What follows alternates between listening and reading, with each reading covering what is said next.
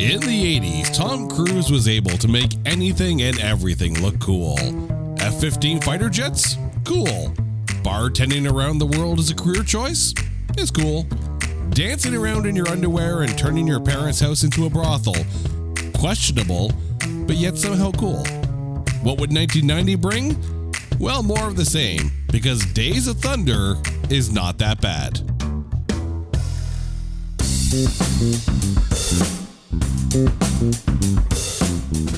Welcome one and all to It's Not That Bad, the podcast that looks for A grades in B movies. And we are here for a rip-roaring racing time. Yeah, I went there.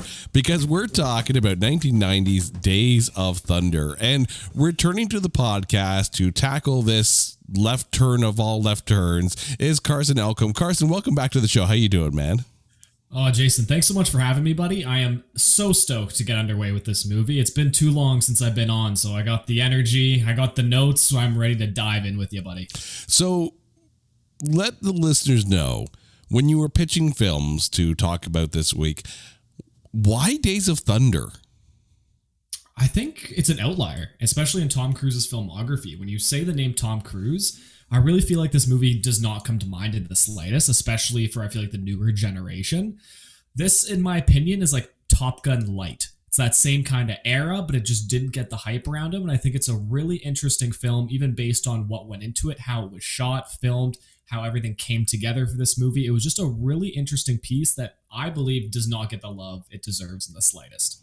And the funny thing is, when you think about it, you say Top Gun Light, it's the same producers, it's the same director, right? Like it's, there's a lot that it parallels. And yes, I do agree that it kind of, hits a lot of the check boxes from Top Gun. But it's funny too that you say, Tom Cruise's filmography and whatnot, because we've talked about him before on this show when we covered the movie Legend. And, yes, that was in his, younger career days, but, he has some outliers that I think are actually decent films. No, I absolutely agree with you. And I like to think this is absolutely one of those.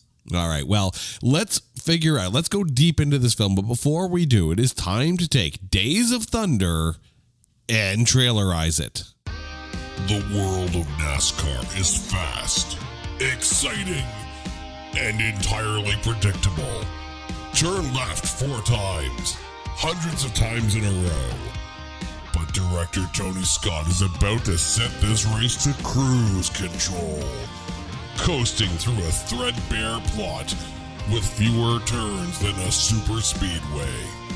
Tom Cruise stars in Days of Thunder, a movie about a guy who doesn't know how cars really work, but still getting behind the wheel for a pit boss who doesn't want to let him drive, and a team owner with no sponsor, no car. Yeah.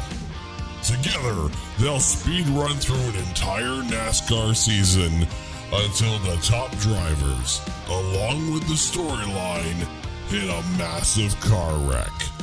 Cole Trickle will seek the help of a doctor who surprisingly doesn't acknowledge the fact that Cole Trickle sounds like a condition to treat and not a patient. It's Days of Thunder, rated PG-13 for press on the gas. It should be noted, for anyone who's sitting there going, oh, he made a Trickle joke. Cole Trickle, the character name, is actually an homage to one of the greatest, funniest sports names of all time, Dick Trickle. Honestly, as you were reading the intro too, I was laughing to myself, trying not to get in the mic and cut you off. But oh my goodness, there's some poor sports names out there, and I just feel bad for the boy that also only had 2 wins his entire NASCAR career, Dick Trickle. So right, kind of the joke and kind of the butt of racing. So I wish that man all the best. I was about to say, he may not go down in NASCAR infamy, but he will definitely go down in sports name infamy. Right up there with Rusty Kuntz and Stubby Clapp. I couldn't agree more.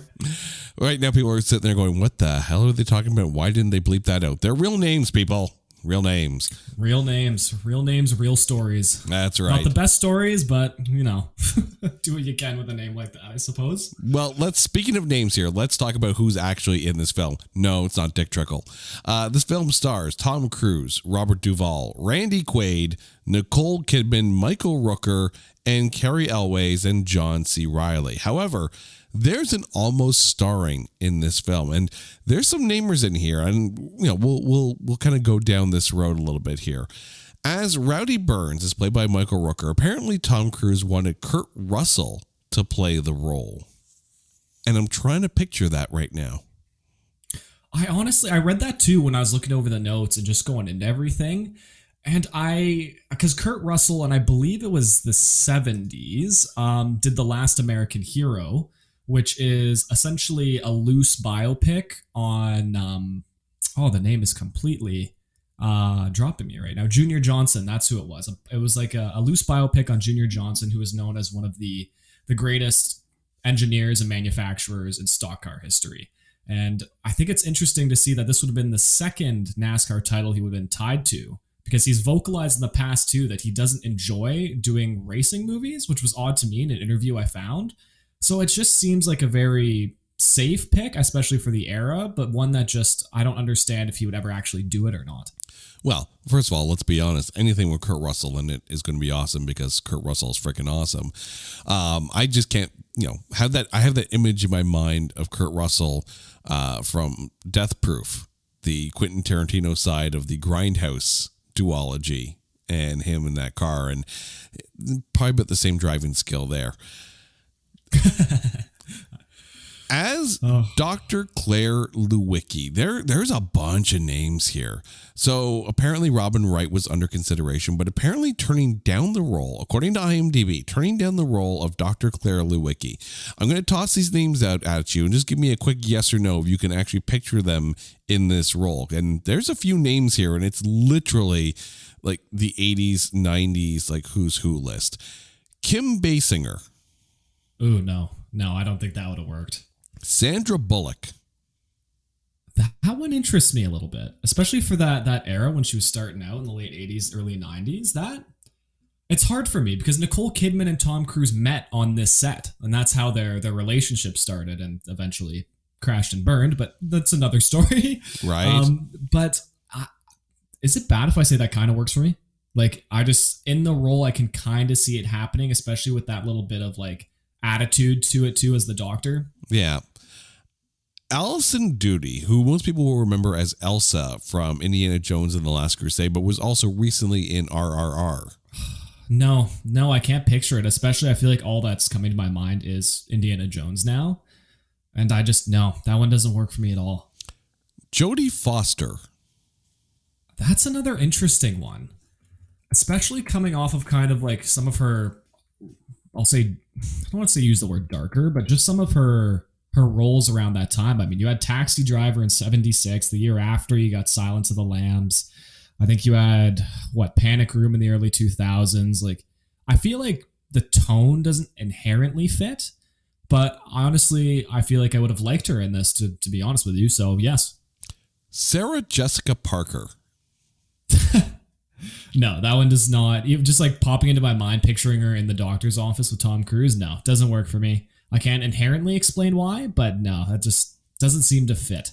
And just like that, he turned left. Madonna. Really? Apparently so. That's absurd. I mean, what other acting did she do well, by that point, that era? By that time, she had done Desperately Seeking Susan and Who's That Girl? And we're getting close around that time to Dick Tracy as well. So, oh yeah, I'm just looking at her. I've just pulled up her filmography. Same year. Can I give you a maybe? Like, I don't even know if that's an option. I don't know if in that role she would have fit, but yeah, again, apparently, Heather Locklear. That's another interesting one, but I'm gonna say no. I'm gonna say she wouldn't be suited inherently for that role based on the tone of the film. We still got more here. Michelle Pfeiffer. Yes, yeah. I honestly could see her doing it, and I can't exactly explain why, but I feel like she has a similar look to Nicole Kidman back then too.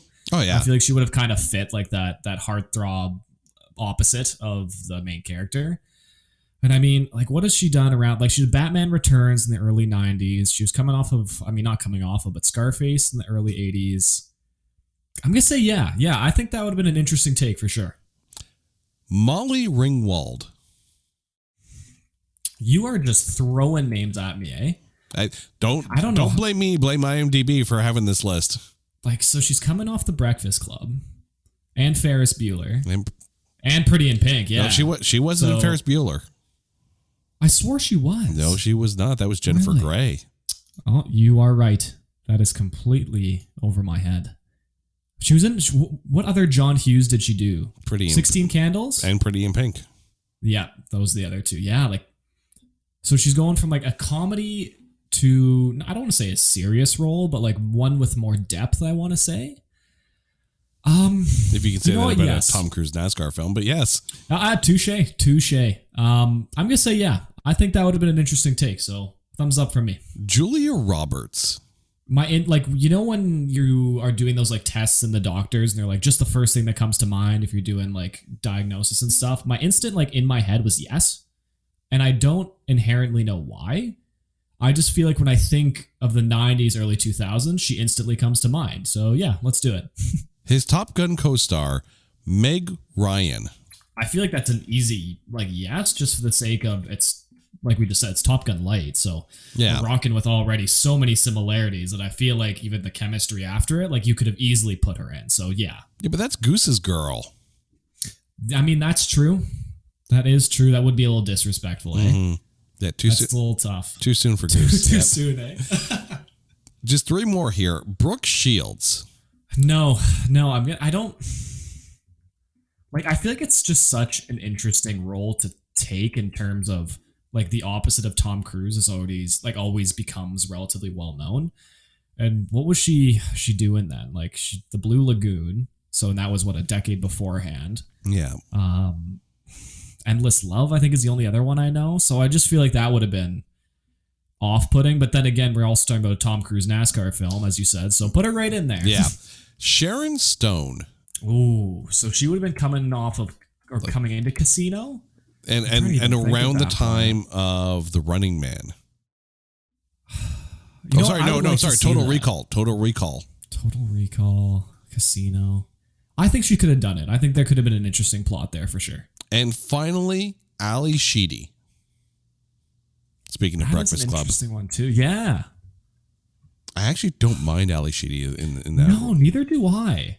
And it's interesting because when I thought like Breakfast Club, St. Elmo's Fire, Short Circuit, I'm trying to even think what else she was doing then that would have kind of, I mean, War Games, but I've never seen War Games. So War Games is a gem. I know, and people always tell me that, and I've yet to see it. So I got to add that to the Letterboxd. Yeah. Put it on the list. Literally, that list has got to be a mile long already. I got to catch up. All right. One more character, though. As Tim DeLand, originally, Tom Sizemore was considered. And again, I don't hate that idea. No, neither do I. Honestly, I feel like it could fit. And I don't, like, when I picture them in my mind is what I was trying to do is just, like, throw Tom Cruise onto the hospital bed and then who Nicole Kidman plays and just swap in the actress. But that one works for me, oddly. Yeah. So I couldn't disagree. The film was directed, of course, by Tony Scott and produced by Don Simpson and Jerry Bruckheimer. The soundtrack, and if you're a soundtrack fan, you know this one's done by Hans Zimmer.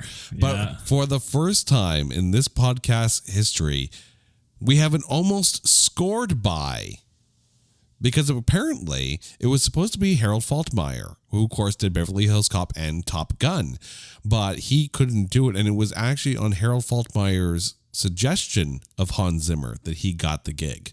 So yeah, and I was going to say Hans Zimmer considers Days of Thunder his worst scored movie, which really interests me because I like, especially when you see Tom Cruise riding up on the motorcycle in the first act, pulling up to pit lane, and that music is just perfectly in the background. Like I feel like it really encapsulates everything.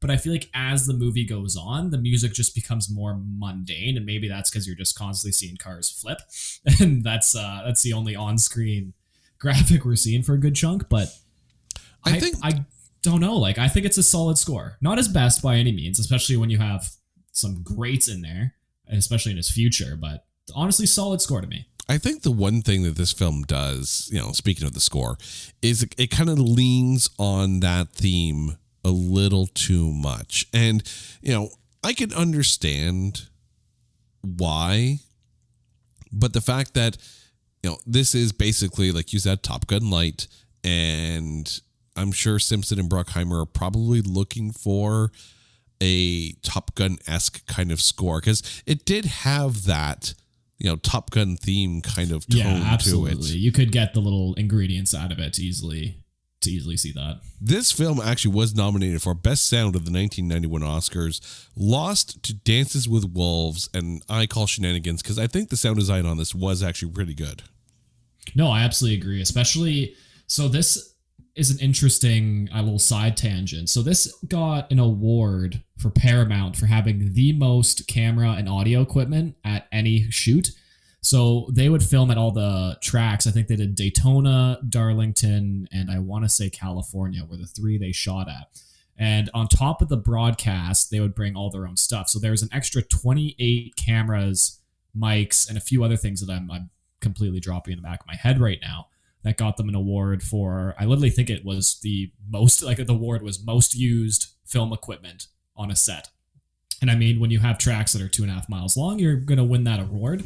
But it's really interesting because they actually had a lot of trouble with the sound design because the cars were so bouncy and poorly built that everything would shake and they couldn't actually get rid of the rattling. So to come out of that into an incredible, I'd say, sound design as they did is a really, really incredible feat.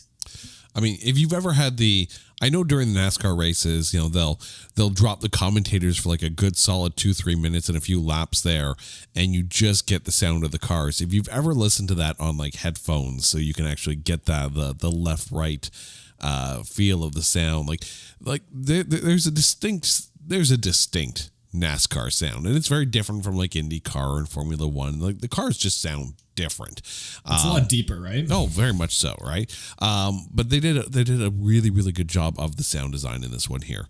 The budget for this film is a reported $60 million according to IMDb. Domestically, it made $82 million, and worldwide $157.9 million. When it was released on the June 29th, 1990 weekend, and of course, debuted at number 1 because that's what Tom Cruise does, with $15.5 million. The only other debut that week was Ghost Dad with $4.8 million. It debuted at it debuted at number 6. Your movies in between were Dick Tracy in its 3rd week, RoboCop 2 in its 2nd week, Total Recall, speaking of Total Recall, in its 5th week, and another 48 Hours in its 4th week at number 5. But the reason why we are here, and it's not just because you like When Cars Turn Left for all day, is the critic score. Over at Metacritic, this film has a Metascore of 60, and over at Rotten Tomatoes, the audience score is in sync with Metacritic at a 60%, but the tomatometer 37%. And before you sit there and shake your head and go, what the hell? I need to remind everyone that if you're taking a look at the critic score, which is what we do to qualify our films, the original Top Gun does qualify for this show. I had no idea that it was rated that low initially. Like, that's a cult classic that people consider like an icon. It was related, like it was below 50%. It was below 60%. 60, yeah. If the tomato is green, absurd. The movie can be seen. Oh, I like that. Right. But that's absurd. Top Gun is below 60%. I mean, I'm not like a diehard Top Gun fan, but that seems low to me. Like, that's absurd. It is one of those things where, I mean, let's be honest. It's a popcorn flick, right? Oh yeah. You're not going to get the critics with a popcorn flick. But I want to put this into perspective, okay? Speaking of this. So Top Gun, critic score, 57%. Top Gun Maverick, 96%. That sounds like a little bit of member berries right there. I don't know if, because to me, in all honesty, Maverick isn't as good as the first one. And I know that's an unpopular opinion, but to me, there was more, I don't want to say love, because obviously when you kind of reboot into a sequel that you're going to have that nostalgia and that just love put into a film. But I always thought of Top Gun, the original, more raw, more real. And I feel like when we move to that newer era, even though the amount of insane camera work they did with the jets and the military was just incredible, I feel like there's just something missing in the second one that lacks compared to when I watched the first one. I can see it now. That'll be like the first movie on It's Not That Good. All right, so let's break this one down though. Let's find out what the critics got right or wrong on this one. We're going to start with Tom Cruise as the unfortunately named Cole Trickle. How is he for you? You know what? It's interesting because there's times in this movie where I love how he portrays him. And it's honestly when he is the most, I'll say, in his early stages in like Act 1, beginning of Act 2, when he's still kind of finding his footing and making his way into the series. I found his character at that point in the film was a lot more grounded than what it becomes in such a quick jump and time jump into the later half, into that final act. So I honestly love a lot what he does. And I think there's some great moments, but I think at times it's overshadowed by how much is just going on screen. And I think that can kind of overshadow his role, but I liked him in it. I thought it was a solid portrayal. And I mean, there's very few that I think I could put into this role, especially given Hollywood and kind of the southern nature of NASCAR, which is so blatant and unfortunate in so many ways that we can get into, because there's very many problematic issues with this film, especially for even when it was filmed. But I liked him in this role. I honestly, there's a sequel coming out. I don't know if we're going to get to that, but I'm glad I'll be seeing him again in this role. I think the interesting aspect of Cole Trickle's character is that he's apparently coming over from open wheel racing.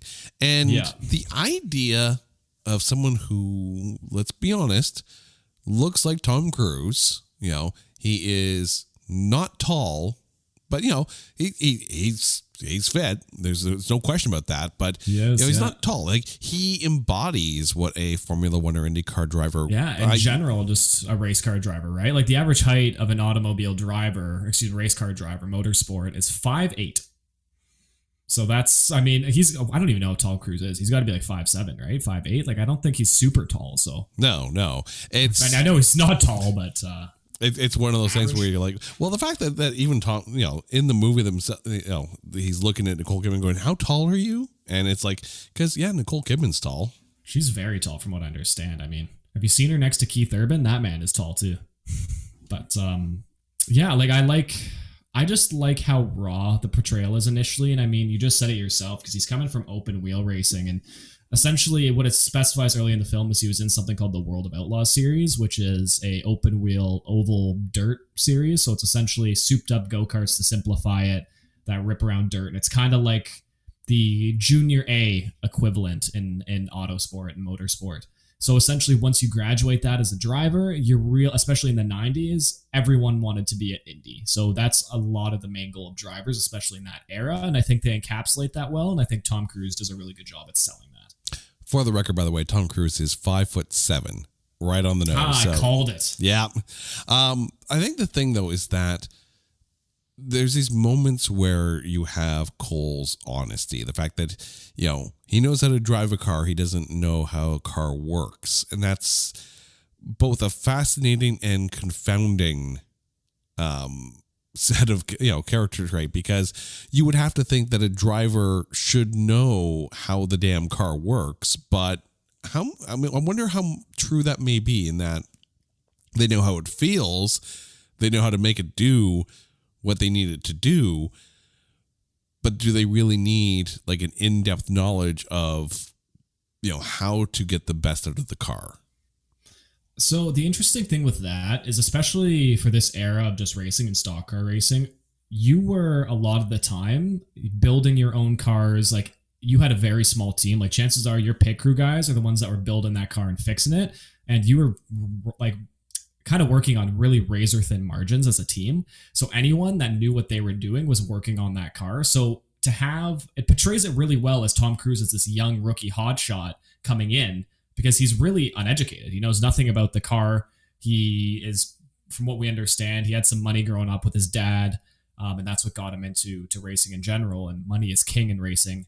And I think it does a great job of portraying that little snarky rookie kid that is expecting to go out and just win and race and not have any repercussions. Meanwhile, this team, as you see in the movie, is poor, which is honestly very similar to how a lot of teams operated at that time. If you knew what was going on, you were working on that car and then you were racing it on Sunday, right?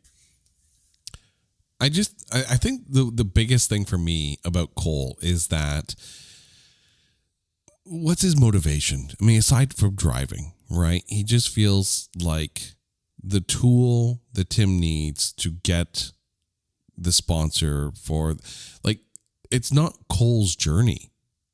It's almost like the team's journey, and which is interesting because, you know, Tom Cruise is so used to being, you know, the singular focus and the story arc revolving around him, but really in racing, it's a team sport, even though it's just the driver behind the wheel. I don't see a character arc so much for Cole, because he doesn't really change through the whole film. No, he doesn't. And this perfectly segues into what I wanted to bring up before we got really deep into kind of the acts and throughout the movie, is that a lot of people don't know this, but the film is pretty closely but loosely based on how the team Hendrick Motorsports got into NASCAR. And Hendrick at the time only had, when this was filmed, had 7 wins in the highest level of stock car racing.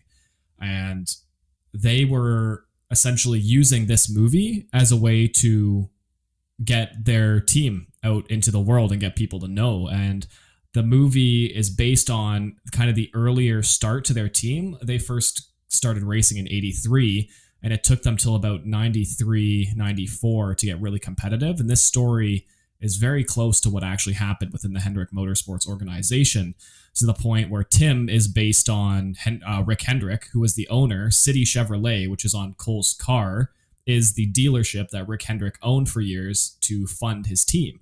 So I think that's one of the big reasons that there's not a whole lot of in-depth character piece, because it's really being portrayed and told from a story of a team perspective. So I think it focuses on so many characters at once that it really lacks getting in depth to one. And I think that's definitely one of the reasons why this movie isn't as beloved as a Top Gun or some of his films. I think that explains why when you close your eyes and you know, if someone said to you, name 3 Tom Cruise characters, right? Obviously, Maverick's gonna be the first one. Ethan Hunt from the Mission Impossible films. Yes, some people will probably say his character from Cocktail, because Jerry Maguire I could put in there. Jerry Maguire, exactly right. Not many people are going to put Cole Trickle in that list of 3 characters, and I think that's probably why, because the focus of the film isn't necessarily entirely upon him, even though Tom Cruise was the selling point of many a film back in the day.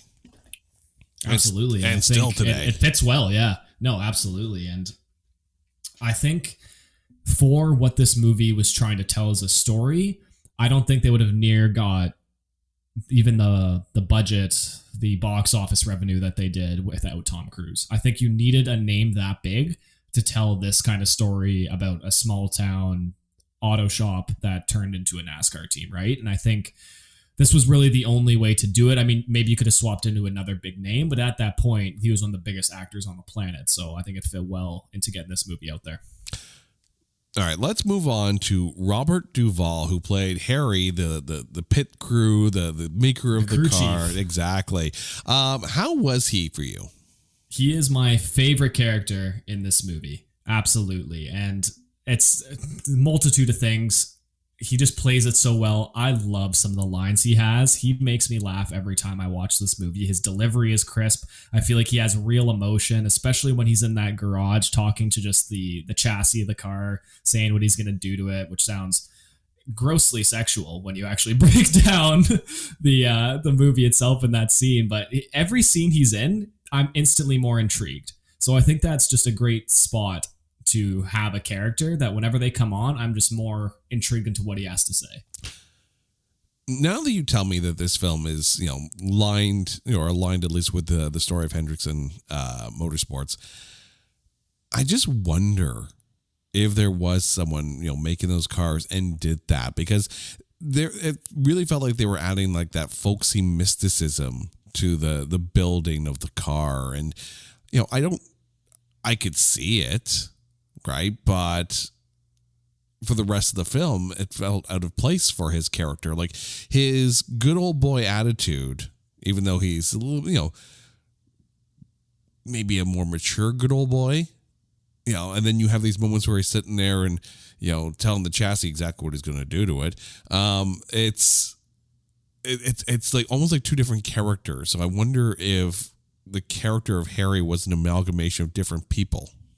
So that's what I have been led to understand. You pretty much hit it right on the head. So he is based on a Hendrick crew chief by the name of Harry. It's Harry Hyde instead of, I can't even remember his last name. Harry Hodge? Is that what it is? Yes, it is. In the movie? Harry Hodge, yeah. So Harry Hyde was Tim Richmond's crew chief, which was Tim Richmond was essentially Hendrick's saving grace at the time.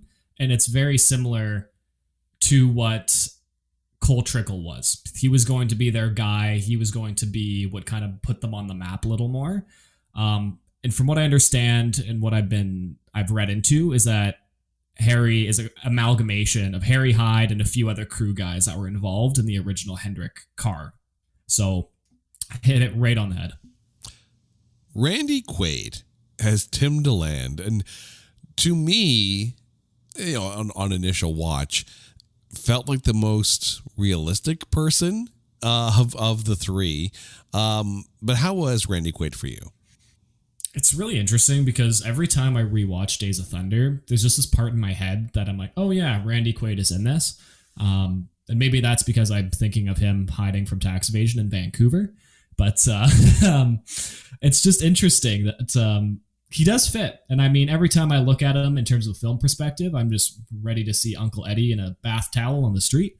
So it's always funny for me to see him, but honestly, he portrays it well. And he's made to be quote unquote Rick Hendrick, the CEO of the team.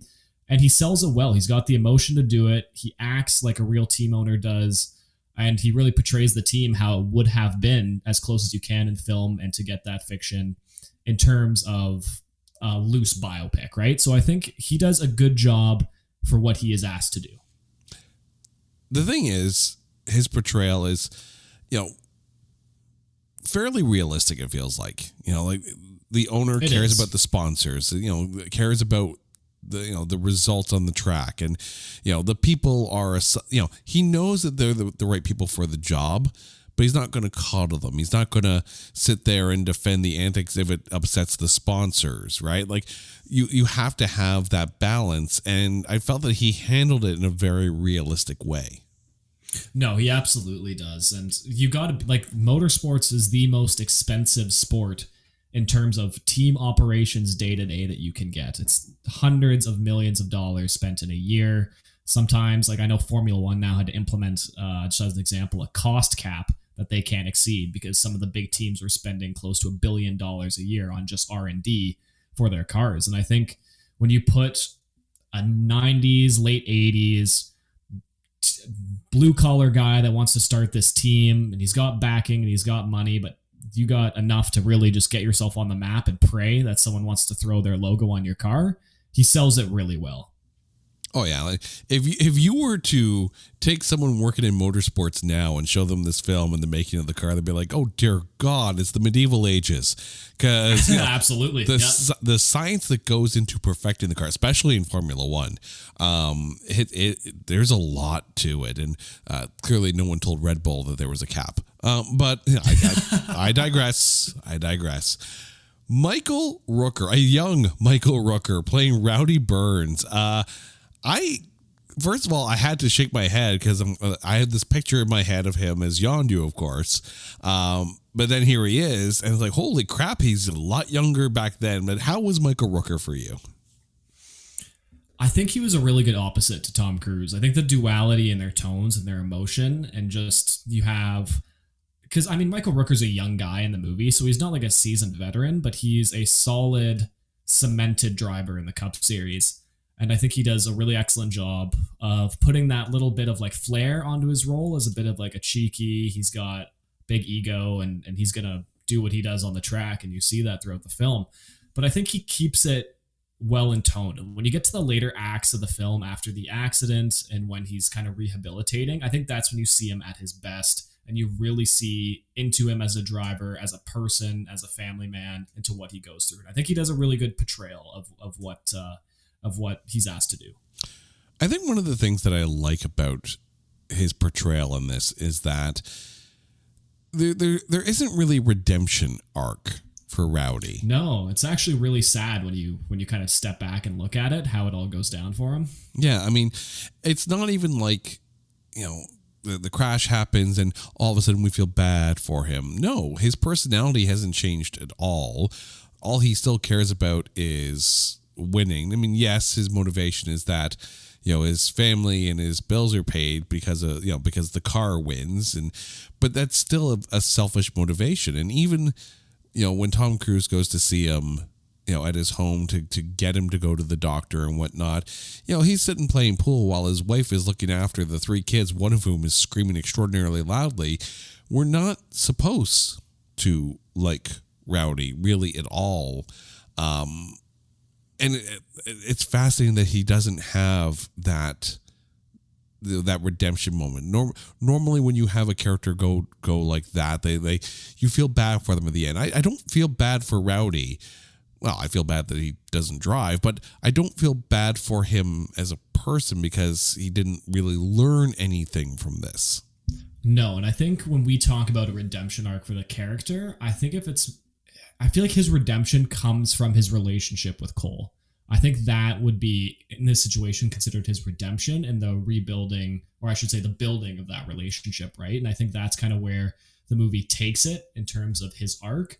I don't hate it, but I definitely, as I feel like a racing fan and someone who just watches the movie and gets some great enjoyment out of it, feels a level of sadness because there's so many real life examples of athletes in general, but drivers specifically getting into bad accidents and never being able to drive again. And that's been their whole livelihood. And I know that's been just a big thing in sports in general and mental health, kind of dealing with once you're done, what do you do?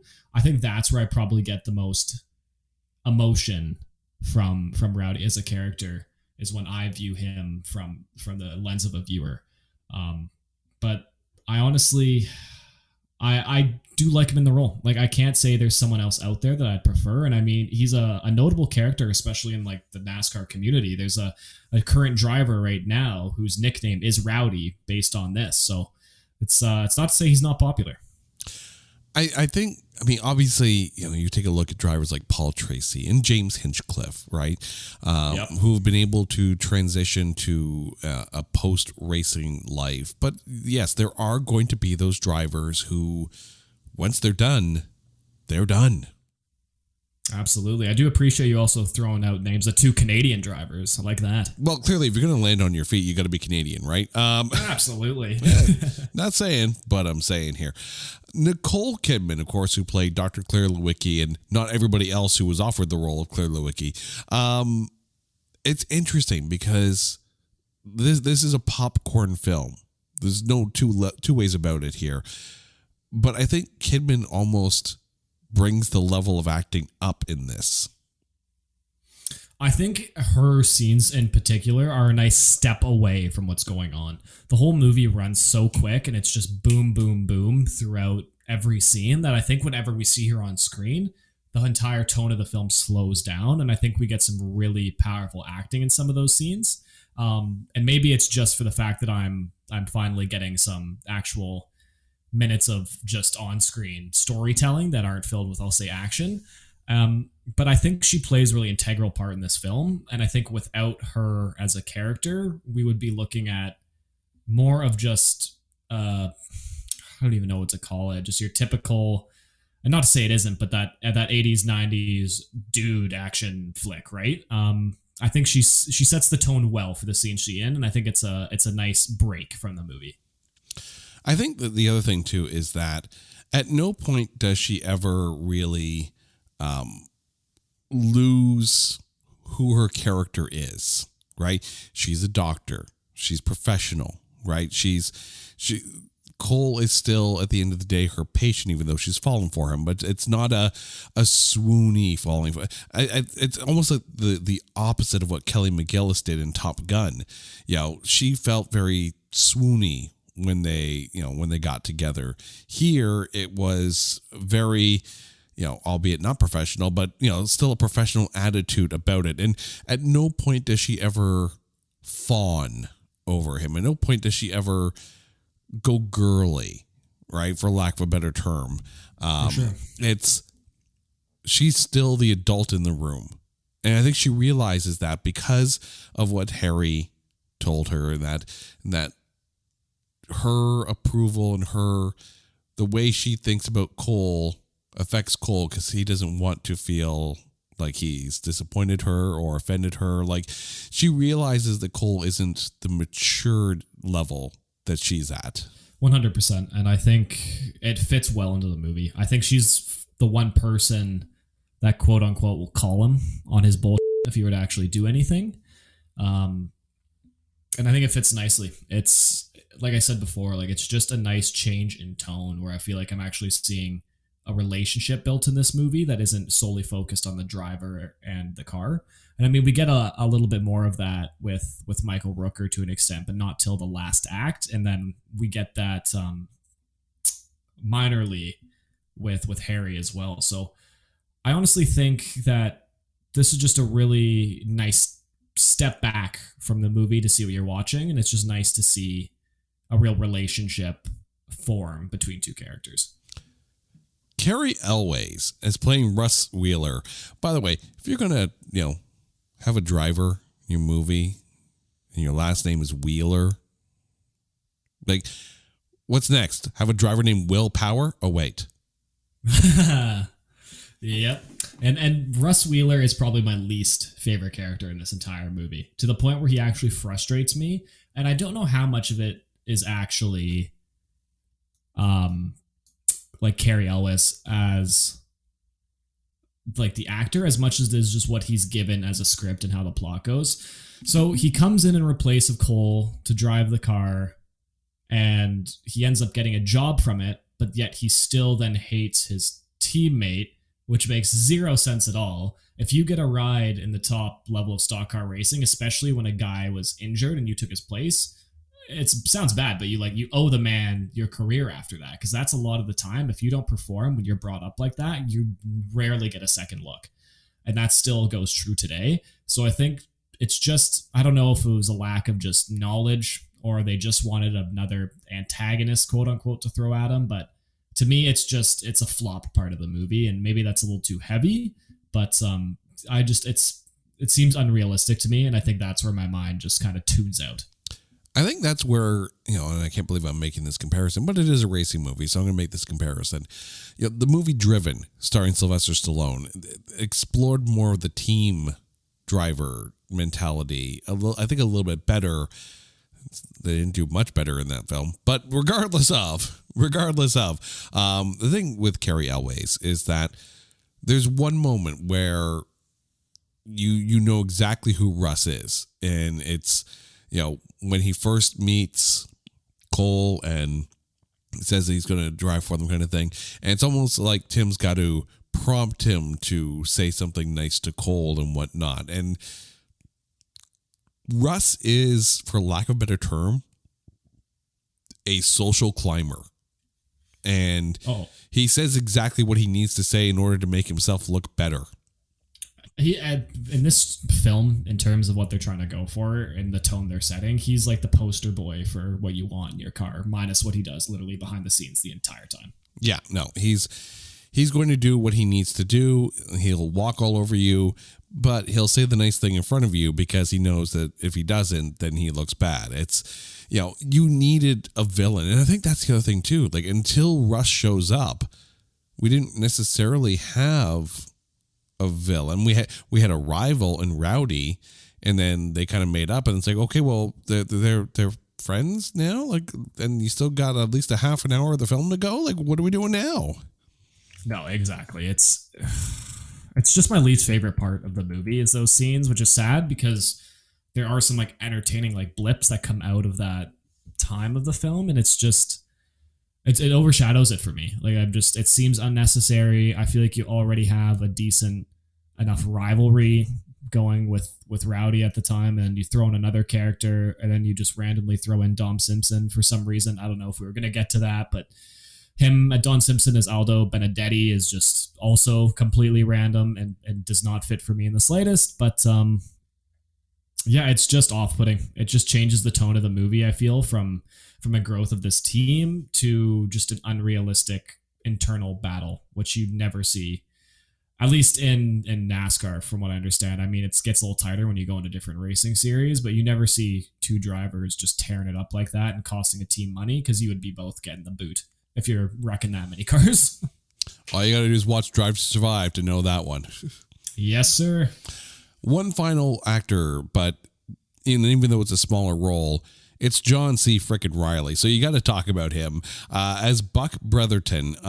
I liked him in this, I think, because he almost embodies the kind of person you could see as Harry having on his team. Absolutely. He fits so well. He's that blue collar, hard working, grew up watching racing. I love it. And I got to ask you though, do you like him better in this or in Talladega Nights? Oh no, this. Definitely really, this. Eh? Yeah. I feel like his role is much more grounded here. I mean, obviously you're going from more of an action, quote unquote, drama to a comedy, but I don't know. Shake and bake, buddy. Shake and bake. Okay. We need to talk about the believability aspect of this. There's a lot that goes on in the track that wouldn't pass muster in the real world of NASCAR. I think one of the quotes from one of the drivers was that the only thing they got right in this film was the numbers on the side of the car. As a racing fan, and you're watching this, does it feel like you could be seeing some of this kind of stuff in NASCAR? There's moments for sure. There's definitely times where I'm like, this is convincing. And honestly, the shoot of this movie was split between actually filming during races. So they'd essentially have the cars go out, run probably between 50 and 100 laps from what I read. They'd bring it back into pit lane, and that's would be their filming for the day. And everything with other cars on the track comes out really good, and I couldn't give you a scene like by scene breakdown of that, just from what I was watching and what I was reading. But then you go into the scenes that they just had the track empty and they had the 6 or 7 cars they were using to film, and that's when it gets a lot more fictiony for me. And I mean, they use the same, if you notice, they use like 3 of the same shots like multiple times. I mean, you're always turning left, so just throw the same shot in there again. Especially when they do that bumper angle low along the front stretch, back stretch, whatever. They do that a ton, and it frustrates me a little bit because you had the resources, you clearly had the time and the resources. You had friggin' 28 cameras there. You tell me you couldn't get a decent shoot on one race? Like, from what I understand, it was a lot of time constraints, which is funny because from what I was reading, a lot of the cars were about 15 years older than the ones that were currently racing in 89 when this was filmed. So they were using chassis and bodies from around 75, 76. And essentially what would happen is they couldn't handle the extra weight of all the cameras and equipment being there. So an engine would blow out, valves would blow out. They had a radiator loose and actually nitrous oxide leak into one of the cockpits. I can't remember what stuntman was in it, but he had to be taken to hospital because the cars were just that unsafe. And then you end up having the scenes where you're just throwing them everywhere and it looks like a crane just picked it up and threw it. Like, it's not realistic in the slightest. A lot of the crash scenes, especially for that era of NASCAR, the cars were so heavy, they were so not glued to the ground that you really couldn't get that level of airborne back then. So I think to finish that rant, it's just, I would say about 20% of the time you're getting really quality, accurate racing scenes. I think the other thing too is that according to IMDb, when they started filming this movie, the script wasn't done. And I totally believe that. Yeah, I honestly didn't know that until you said it, but looking to the start of the film to the end of it, I can absolutely see that. And that apparently they were writing scenes on the fly and whatnot. And it that's the biggest thing, I think, is that it really doesn't feel like there's a proper end goal for these characters, except for maybe make it through the end of the season. Like, at least with Driven, you had the team trying to win the championship, right? Here, it just feels, and I'm probably going to feel like a critic by saying this, so I'm going to wash my mouth out with soap afterwards. But it felt like the movie was going around in circles, looking for a way to finish without horribly crashing and burning. No, that's the best way you could have put it, and I will die on that hill with you too. So we're both going down. It's just, it's. Now that you say that, I'm just thinking of like scene to scene, act to act in my head, and it just makes so much more sense now that this was just being, as Indiana Jones would say, just making this up as we go. So, makes sense. Yeah, I mean, I don't know. I don't know if you can really fault them for wanting to put out something like this. I mean, let's be honest, NASCAR and really any auto racing, it's fast, it's exciting. You have the biggest action star at the time in Tom Cruise, off of Top Gun. You had Tony Scott, you had Jerry Bruckheimer, you had all the pieces there to make it work, and you just didn't have a script, and at least not a finished script. And I don't know. You said there's going to be a sequel released. Yes, I was just reading that a couple days ago, that they're in pre-production doing the script and a few other things. Hopefully the script is done this time. But they've been in collaboration and talks with NASCAR for a few years now. I want to say back to 2019, 2018, because NASCAR actually approached them. I don't know who exactly, if they went to Paramount or what, because Drive to Survive was doing so well. They approached a few streamers to try to do something like that. They didn't get it. Evidently, now they have one coming out with, I can't remember if it's Netflix or Prime. It's one of the two. But they've been trying to get it off the ground for quite a few years to kind of give NASCAR a more media presence again. And I honestly don't know if they want Days of Thunder, the original, to be that movie. I mean, it's a lot of, as much as it's a solid film and there's enjoyable parts, there's still a lot of, at Southern quote unquote heritage, there's a lot of flying of the Confederate flag, which is just awful. There's a lot of just subliminal racism, and it's just not an appropriate film to especially market your sport off of in today's time. And there's really no other NASCAR film out there. So when people watch one of these, that's what they're going to. So NASCAR is in a big kind of flip, especially in the last decade, to change their, I guess, what they're seen as. And from what I understand, things are getting underway, and it's expected to be about Cole kind of mentoring and taking over the team. It's honestly weird because it's very similar to Top Gun Maverick when I'm now saying it out loud. Kind of him taking the ropes from Tim and operating this team and retiring in like his last season. That's what I the insider knows as of now. I think that's the thing too, is that when you have this film, and you've said it and I've agreed with you, Top Gun Light, and it didn't do as well as the original Top Gun. And then you have Top Gun Maverick, comes out really, really well. Fans like it, critics like it. Everyone seems to agree that, apparently Tom Cruise saved cinema, so, whatever. But then you're going to come out with Days of Thunder 2 and the continuing story of Cole. Do you think it's going to do better than the original Days of Thunder? And do you think it's going to do better than the original Top Gun? Because I don't think Days of Thunder 2 is going to hit 96%. Oh, absolutely not. You put a stock car in anything, and I can tell you it ain't hitting 90. I just don't see it. Like the original is beloved, and unfortunately, it's beloved for a lot of problematic reasons at the time too.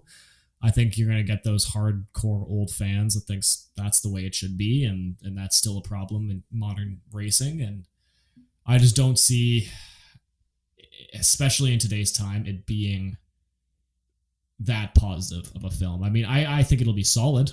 I don't see why they can't make a solid sequel out of it, especially with how Maverick did. I'm not saying it's by any means going to be that close, but there's light for it. There's promise and there's possibility. So I'll leave it at that. I think that there's ways they can do it. And like you said, Jason, like, let's just have a full script this time, eh? Yeah, that would be nice. Go into it with a full script and we should be okay. I think it will do better than the original Days of Thunder, at least as far as a critic score goes. And money-wise, I guess it depends on how the box office is and how much money they spend, but you have to think, with everything that Tom Cruise has been able to do with the Mission Impossible films, and if he's working with the same crew that did Top Gun Maverick, then visually it's going to look really, really good. Wonder if they'll let him actually drive the car this time. That would be nice. Would like to see it for once. Especially if that man can get in a plane. You're telling me he can't get in a stock car? Like, let's be real. Brad Pitt's doing a Formula One movie right now. He's been in a car. Tom Cruise in there. I feel sorry for the film's insurance company. That's all I'm going to say. All right, it has come time. All right, so Carson, who is your MVP of Days of Thunder? Drum roll. Robert Duvall has to be. Like I said, every time I watch the movie, his scenes are just I love them. Some of the unhinged stuff that man says when he's talking about, next time you go out, I want you to hit the pace car. Well, why, Harry? Because you hit everything else on this track. I want you to be perfect. It's those kind of lines that I love. And when they get pulled over by the cops in the truck, I can't remember how the line exactly goes. I think they're talking about, you are being charged with the illegal distribution of alcohol beyond state lines. And he's like, this ain't the illegal distribution. This is just consumption. And it's just those smart little quips from just this old race crew chief that I just love. And it makes the film more colorful me. I love those little bits of humor splattered in there. And I love when he's on screen. It makes me a little giddy when I see Robert Duvall rocking it on screen. Well, I'm going to go in a different direction here. I'm going to go with Nicole Kidman. And I knew you were going to say that too. Yeah. I have this feeling. I was like, he's talking positively. I think that's where he's going to go. I think the thing here is that with Kidman, like, you had a very real possibility of this role becoming more of the bimbo role. And I take a look at Doc in Roadhouse and how, same theory, right? You have the doctor who kind of falls in love with the hero, and then it becomes like real kind of, forgets the professionalism of it all. I'm not trying to say Roadhouse is any great bastion of cinema telling here, but it's good. It's good enough. But her role became the bimbo. Here, Nicole Kidman was still Nicole Kidman in this. Like the doctor was still the doctor. Claire was still professional in all of it and brought almost a level of prestige. Yeah, the movie definitely didn't put her in a role that was just for the sake of being there, for the sake of being the token, I'm going to say, eye candy, because that's what, unfortunately, so many movies were back then, especially driven to the male audience. It's disappointing, but I'm glad in this role that she got actual depth, and that was really nice to see, especially for as surface level this film is at times, right? Yeah, I mean, she didn't pull the Kelly Lynch, and that's the main thing. And I'm not trying to diss on Kelly Lynch, but I made the same argument when we talked about Roadhouse on this show, in that character just became, just an object at that point rather than an actual person. Nicole Kidman definitely brings, grace and professionalism to a role that could have been so much worse, but made so much better by her. Carson, thank you so much for jumping back on the show and discussing Days of Thunder. And to you, our listeners, you guys know the drill. If there is a movie out there that you think is unfairly maligned or is just so bad that there is no way in heck that we can find anything good to say about it, hit us up on all social media at NotThatBadCast, or go to our website at notthatbadcast.com. While you're there, you can check out our other shows like There Can Only Be One and Keep Watch Pass, and you can check out our Coming Soon page to see what we're working on next. Drop us a line, let us know what you think, and let us know what movies you guys want us to cover. We want to hear from you guys. Until next time, Carson, thank you. Listeners, you guys are awesome. This is It's Not That Bad. Take care.